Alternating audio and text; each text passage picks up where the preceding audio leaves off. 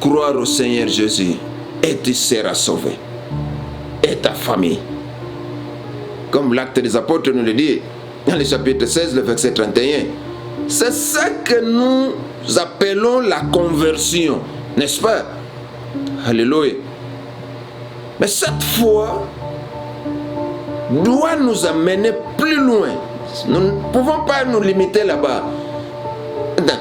Par l'action du Saint-Esprit, elle va vivre et se fortifier dans l'obéissance, la connaissance, la pratique de l'amour du Christ. Amen. Notre vie est menée avec persévérance, même à travers les difficultés de nos expériences. Et parfois aussi, des souffrances et des échecs. Ça ne manque pas. C'est comme on dit parfois qu'il n'y a pas, seulement des roses. Hein? Il y a de ceux-là qui croient que quand nous disons qu'en Jésus nous avons tout. Donc, grincement des dents kozala. Souffrance peut être échec kozala. Le croyant n'est pas quelqu'un qui n'a jamais d'échec. Mais il doit apprendre de ceci.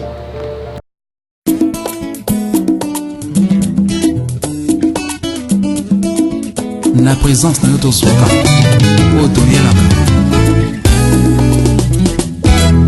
Merci Jésus.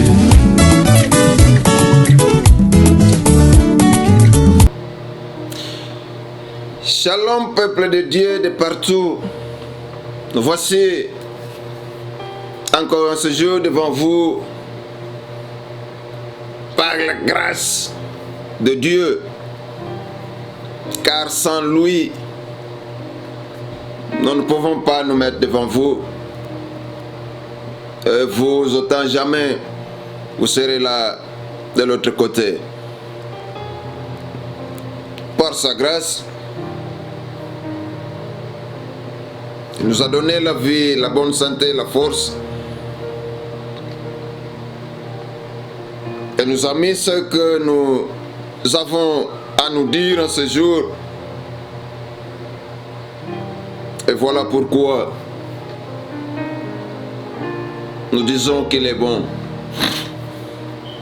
Et voilà pourquoi nous disons qu'il est merveilleux. Alors, avant toute chose, nous allons prier. Seigneur,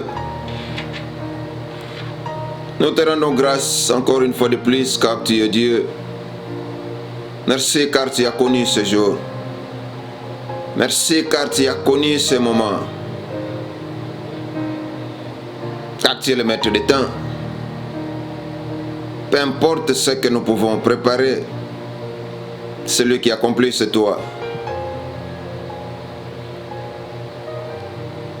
Car nous pouvons dire, et c'est toi qui accomplis. Et merci pour tout ce que tu as fait. Merci pour ta présence car nous savons que tu es là. Cher Saint-Esprit, nous prions que tu sois manifeste, que tu agis puissamment tout au long de ce moment que nous allons parler de la part de notre Seigneur Jésus-Christ. Nous voulons que la vie change pour la gloire de Jésus-Christ. Nous voulons que les gens soient délivrés, que les gens soient sauvés, que tes enfants qui sont perdus reviennent à toi à travers le conseil de ce jour. Sois loué, sois glorifié à jamais. Dans le nom de Jésus, nous avons ici prié et nous disons merci Seigneur Jésus-Christ. Amen. Nous allons parler d'une chose aujourd'hui. Je crois qu'il y a un bon moment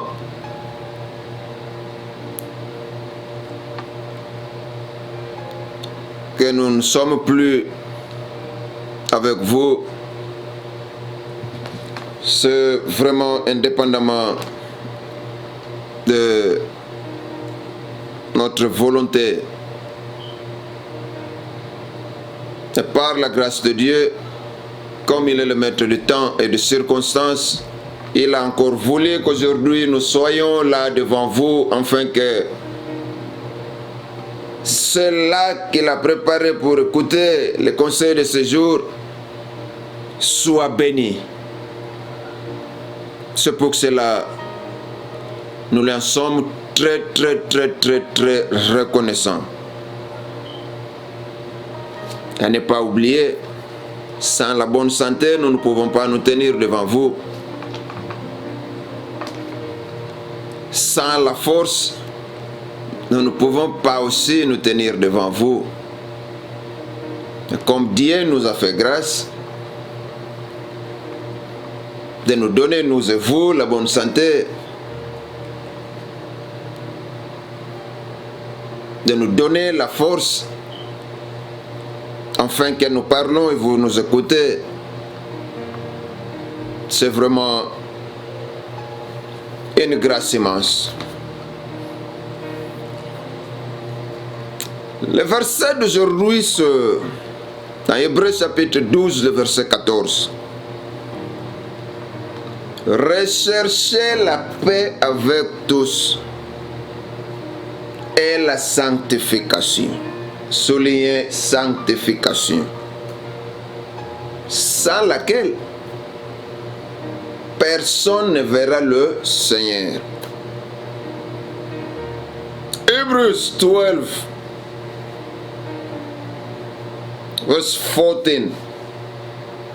Strive for peace with everyone, and for the wholeness without which no one will see the Lord. Alléluia. La nature de l'homme ne lui permet pas d'être pur par ses propres moyens. Nature ya mutu ego permettre ete azala peto na makasi na emoko ou soit na ba moyen na emoko. Alors, cependant l'action de notre Rédempteur, nous avons été purifiés. Alléluia. L'action du Rédempteur nous a blanchis et nous sommes devenus saints et enfants de Dieu, faisant pour toujours partie de sa famille. Alléluia. Alors, Hébreux 11 nous dit ceci, nous paraphrasons. Car c'est lui qui sanctifie et ceux qui sont sanctifiés, donc les croyants, toi enfant de Dieu, sont tous issus d'un seul. C'est pourquoi il n'a pas honte de les appeler frères. Là c'est Hébreux chapitre 2, le verset 11. Alors, cependant la sanctification implique pour les chrétiens un engagement profond de toute sa personne. Ce n'est pas partiel. Donc c'est corps, âme et esprit. Donc quand nous disons la personnalité de l'homme, donc nous voyons le corps, l'âme et l'esprit de l'homme. Donc c'est cet engagement de cette Trinité doit être vraiment profond. Alors, c'est en quelque sorte le combat que nous menons avec persévérance notre vie durant pour nous approprier la victoire qui accompagne les saluts. Alléluia. Lorsque nous parlons de la sanctification, il s'agit d'un processus progressif. C'est pas l'élo et ceux qui n'ont pas l'élo. Ou c'est pas l'élo. Aussi le biko, lobby to sima lobby et ceux qui étaient.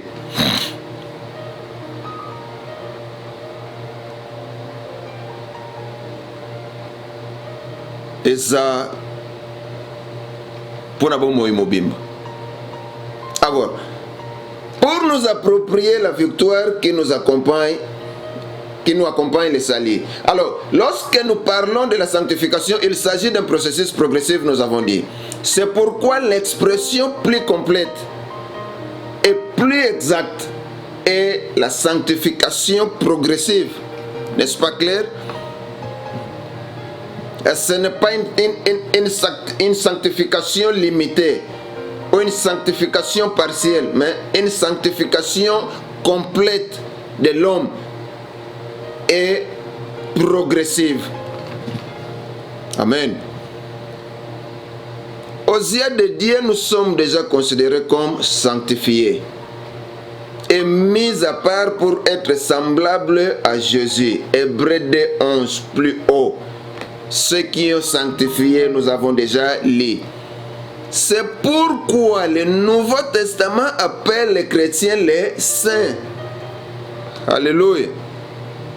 Cependant, il est fort probable qu'aucun d'entre eux ne soit arrivé à l'absolue perfection pendant sa vie. N'est-ce pas? 1 Corinthiens chapitre 1, le verset 2 nous dit quoi? À l'église de Dieu qui est à Corinthe, à ceux qui ont été sanctifiés en Jésus-Christ, qui sont appelés saints. C'est ça qu'on nous dit à 1 Corinthiens chapitre 1, le verset 2. Et Philippiens chapitre 1, le verset 1 nous dit quoi? Paul et Timothée, serviteurs de Jésus-Christ, à tous les saints en Jésus-Christ, qui sont à Philippe, aux évêques et aux diacres. Ephésiens chapitre 1, le verset 1 nous dit quoi? Paul, apôtre de Jésus-Christ par la volonté de Dieu, aux saints fidèles en Jésus-Christ, qui sont à Éphèse. N'est-ce pas? Ça nous donne des éclaircissements par rapport à ce que nous venons de dire plus haut. Alors, si Dieu nous déclare saints par sa parole, nous devons les croire. Tout ce que Dieu prononce s'accomplit. Amen. Lorsqu'il a dit que la lumière soit, la lumière est venue. Notre version dit que la lumière fut. Car c'est ce que nous sommes réellement. Le reste n'est qu'une illusion qui disparaîtra bientôt. La parole de Dieu s'accomplit toujours. Et qu'on s'arrête. Étant persuadé que c'est lui qui a commencé en vous cette bonne œuvre, en poursuivra l'accomplissement jusqu'au jour de Jésus-Christ. Philippiens chapitre 1, le verset 6. Alléluia. Dans le grec, le terme épithéléo, traduit ici par accomplissement, contient le sens suivant: avoir terminé, achever, finir, rendre parfait. Donc, ce processus se poursuivra immanquablement vers sa perfection sous la conduite de Dieu lui-même, pas sous la conduite de notre personne. Alléluia. Alors, maintenant, croire de la conversion à la sanctification. Nous disons que Jésus a payé à notre place le salaire de notre péché. Amen. Il est juste qu'en échange, pour obtenir le salut payé du prix de sa vie, nous soyons reconnaissants de ce qu'il a fait. L'Écriture nous indique ce que nous avons à faire. Croire au Seigneur Jésus et tu seras sauvé. Et ta famille. Comme l'Acte des Apôtres nous le dit dans le chapitre 16, le verset 31. C'est ça que nous appelons la conversion, n'est-ce pas? Alléluia. Mais cette foi doit nous amener plus loin.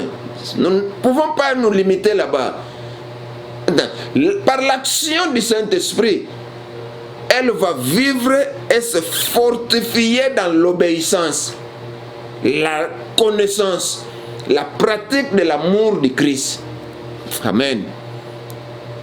Notre vie est menée avec persévérance, même à travers les difficultés de nos expériences. Et parfois aussi, des souffrances et des échecs. Ça ne manque pas. C'est comme on dit parfois qu'il n'y a pas, seulement des roses. Hein? Il y a de ceux-là qui croient que quand nous disons qu'en Jésus nous avons tout. Donc on est grincement des dents kozala. Souffrance peut pas échec kozala. Le croyant n'est pas quelqu'un qui n'a jamais d'échec. Mais il doit apprendre de ceci. Donc quand on a un échec, tu dois apprendre ça. Mais dans moi, je sais que je ne suis pas perdant. Même il y a des difficultés qui arrivent dans le parcours pour déranger l'expérience de ma vie ou des difficultés qui viennent de je ne sais où. Mais mon problème à moi, je sais que la victoire, c'est mon partage et j'arriverai là où Christ a prévu. Apprenez par vos échecs. Ne soyez pas découragés, ne restez pas sur le sol. Alléluia. Mais le consolateur, l'Esprit Saint, que le Père enverra à mon nom, vous enseignera toutes choses et vous rappellera tout ce que je vous ai dit. N'est-ce pas? L'évangéliste Jean a dit ça dans le chapitre 14, le verset 26. L'Esprit Saint, aux heures les plus difficiles, nous rappellera les promesses de Jésus et surtout celles qui concernent la victoire par la puissance de Dieu. Alléluia. Qui habite dans notre cœur, bien sûr. La traversée des épreuves est indispensable. N'est-ce pas, à notre formation? Tout comme l'exercice l'est aux sportifs pour devenir plus fort. Alléluia. Yo le mba pam pam. Ane pa lo bibo na kena ngai. Oga bango bavande la ngai. Oga batonga ngai. Bango to ninga relaxanine. Ne pe salibo to tigak. Sans épreuve, vous ne serez jamais portugais vencedor. Portugal a olongate. Pour bien gagner, il faut guerre mogezal. Il faut mon mécano mogezal. Et mécana bunda longa. C'est ça. Donc, n'importe lobby sportif peut, sans exercice, à comme fort jamais. Alors, nous disons que ce processus constat pour nous faire progresser, c'est la sanctification. Alléluia. Laissons donc agir le Saint-Esprit en nous. On ne collabore pas avec le Saint-Esprit. Ou bien nous laissons le Saint-Esprit agir, ou bien nous agissons de nous-mêmes.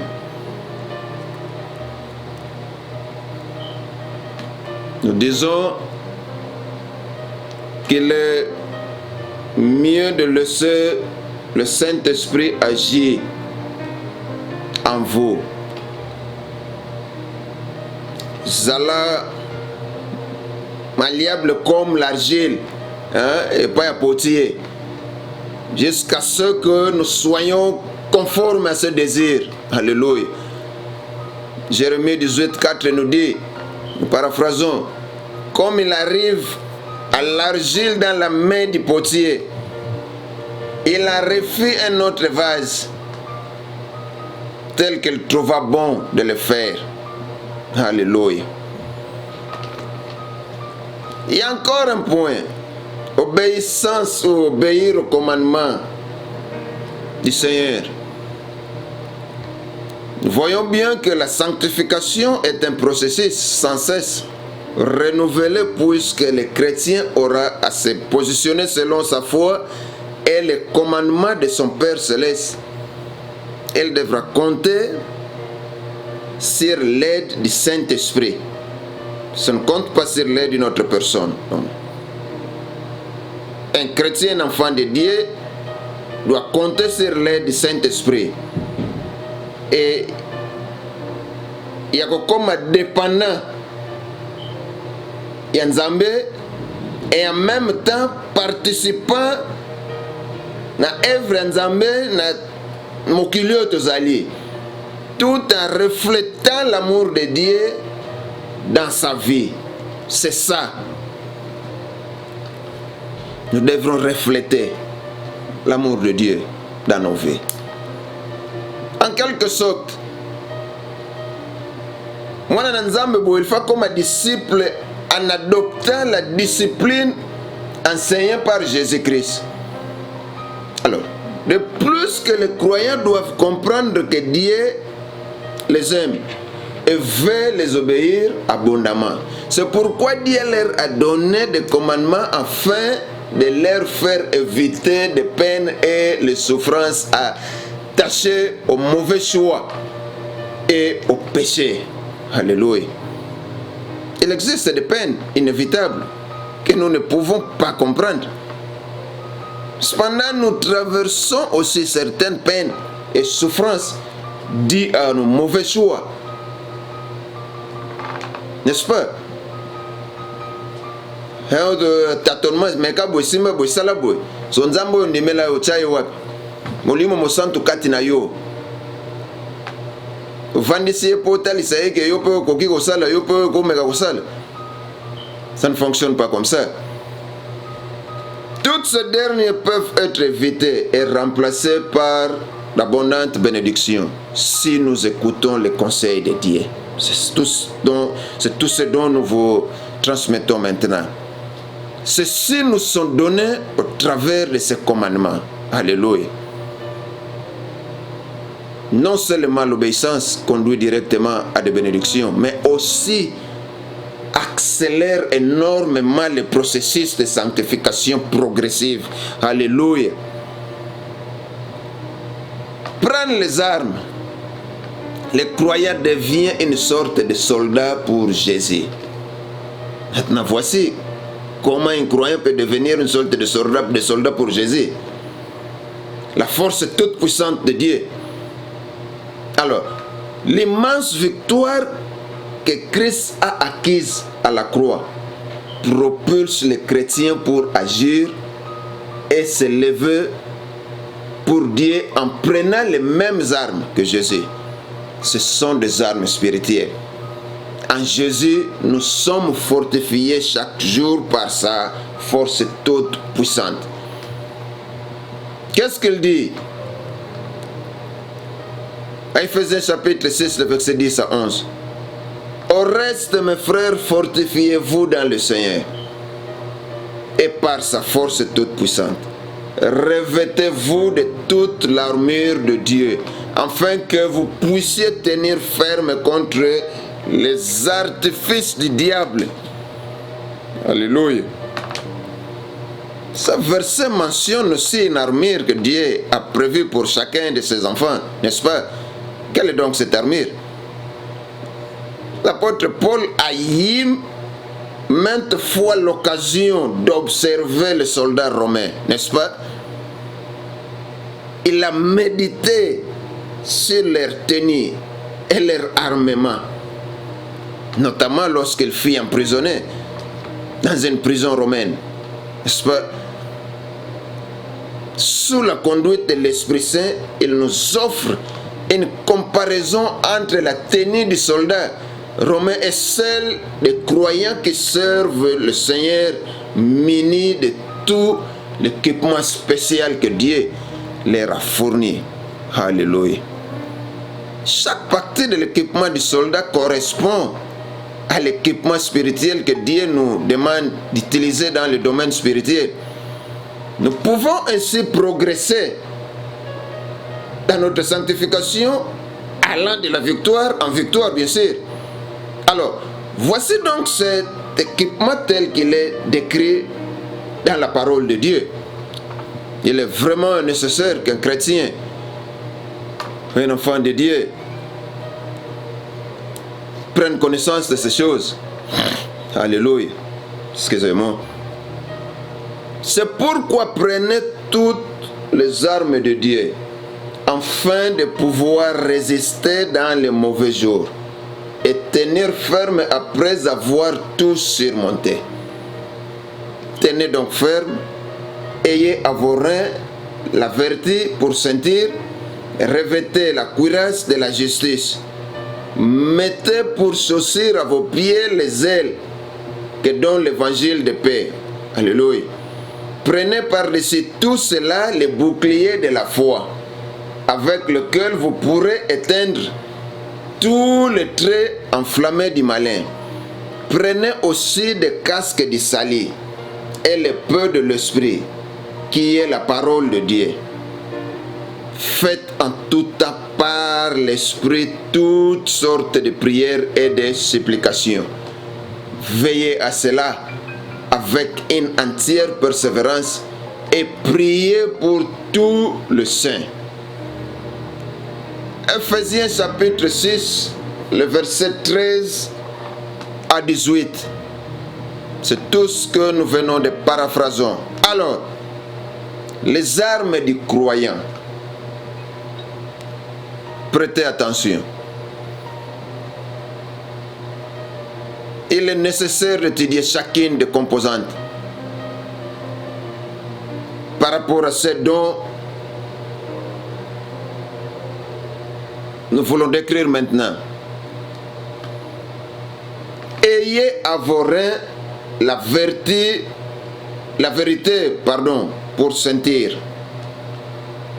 Or, la vérité est le support de la parole de Dieu.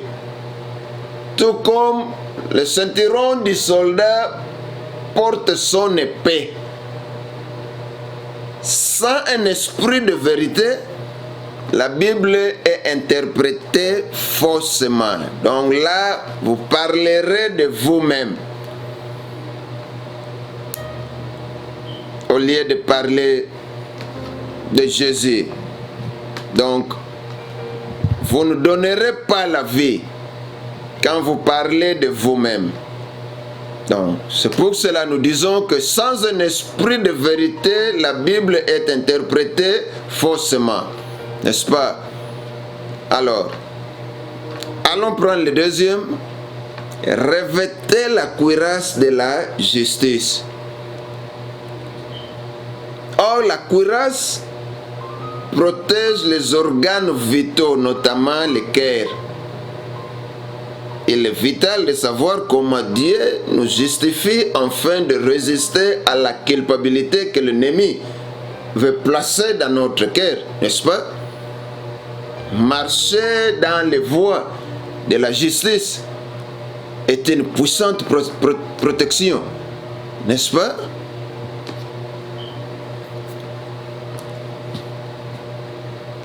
Allons voir le troisième point. Mettez pour chaussure à vos pieds les ailes que donne l'évangile de paix.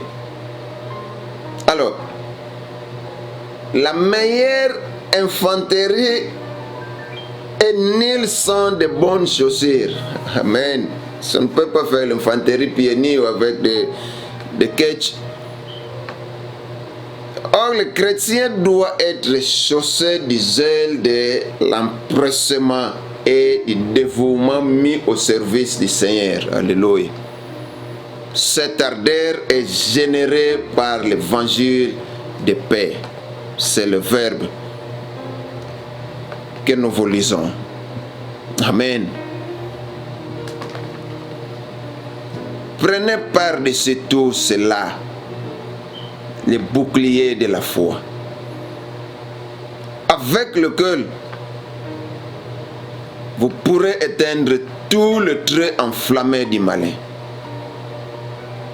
Alléluia.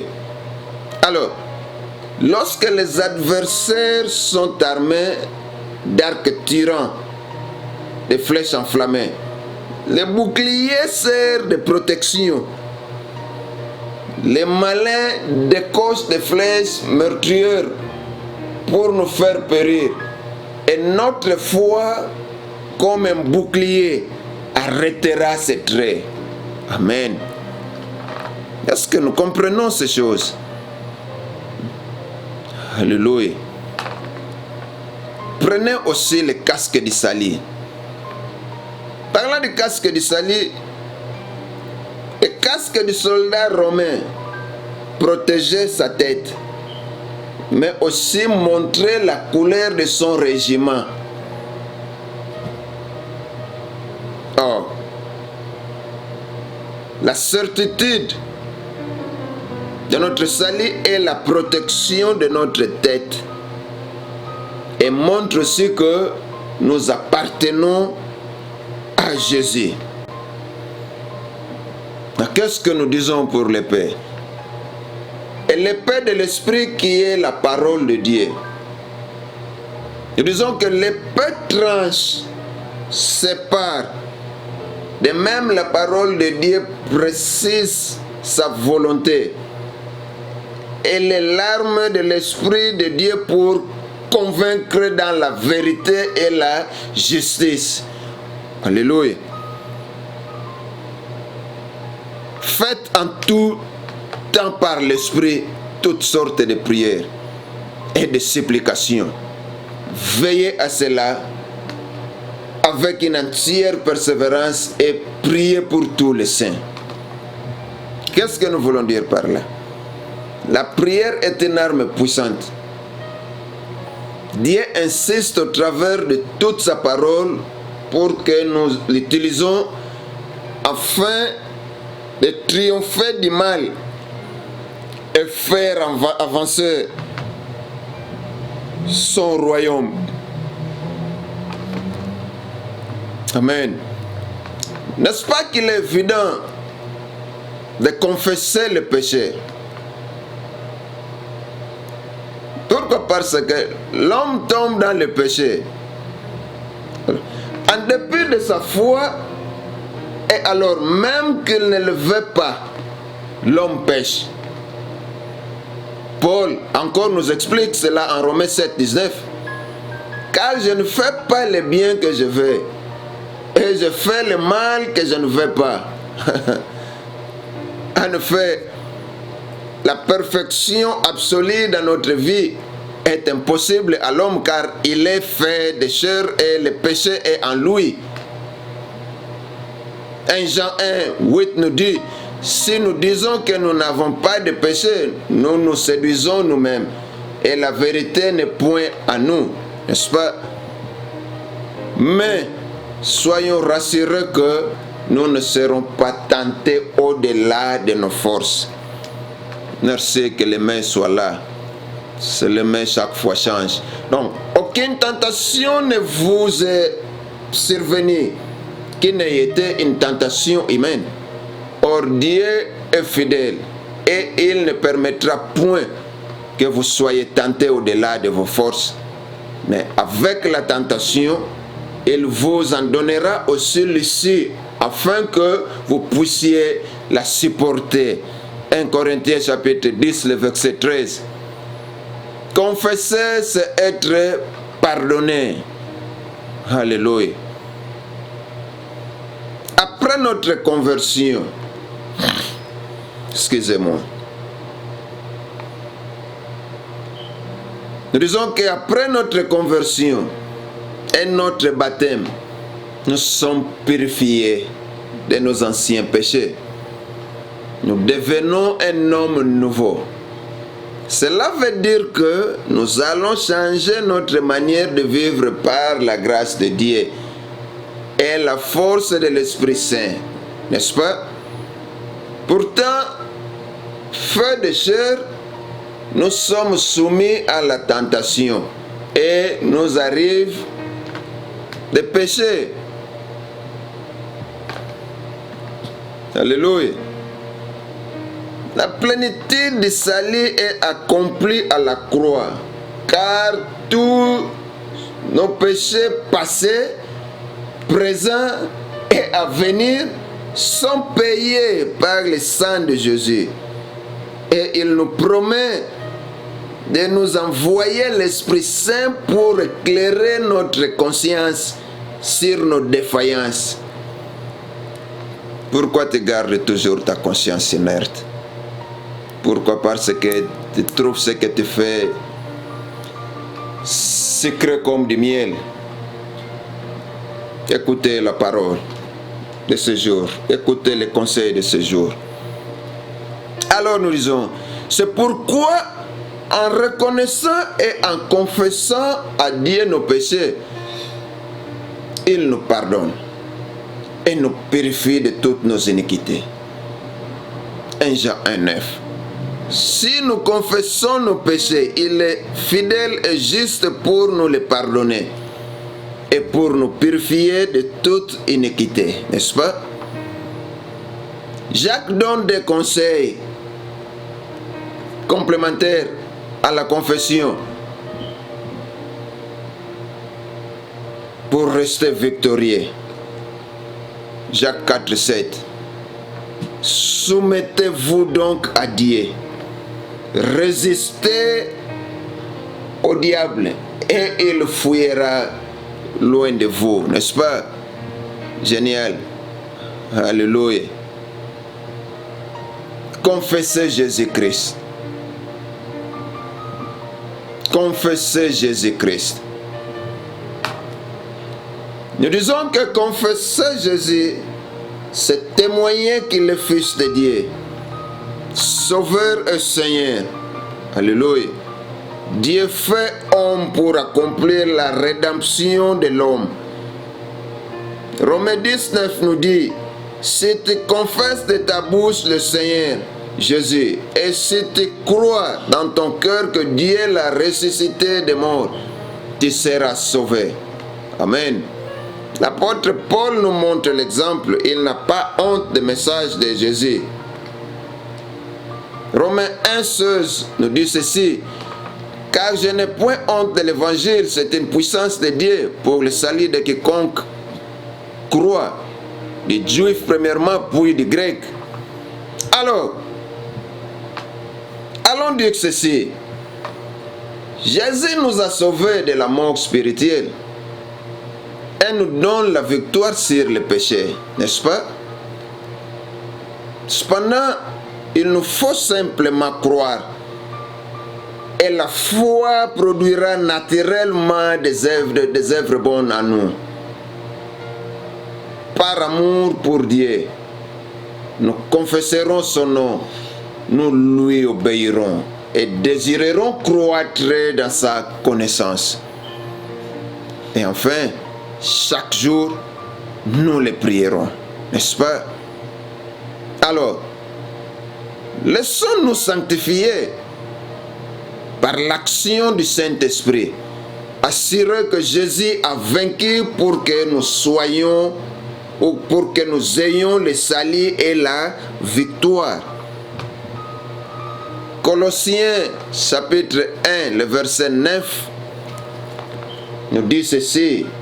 Nous paraphrasons et nous allons terminer par ici pour les conseils de ce jour.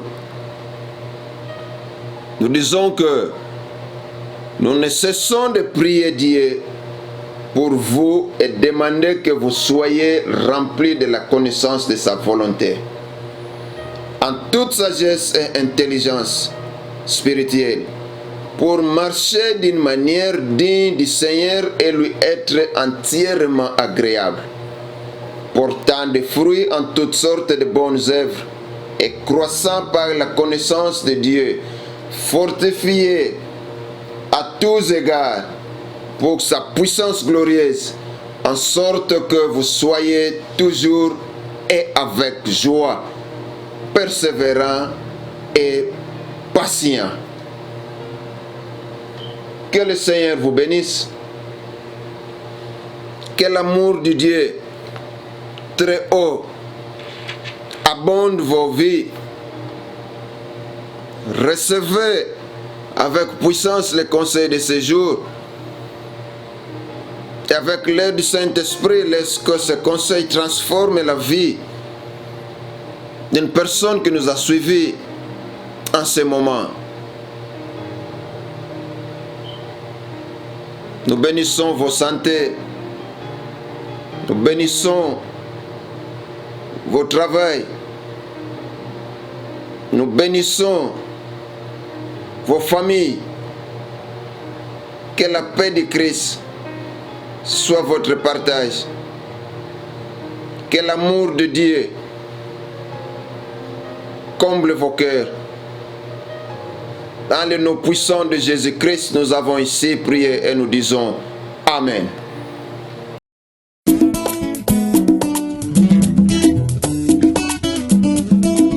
Na présence na yo tozoka oyo toyelaka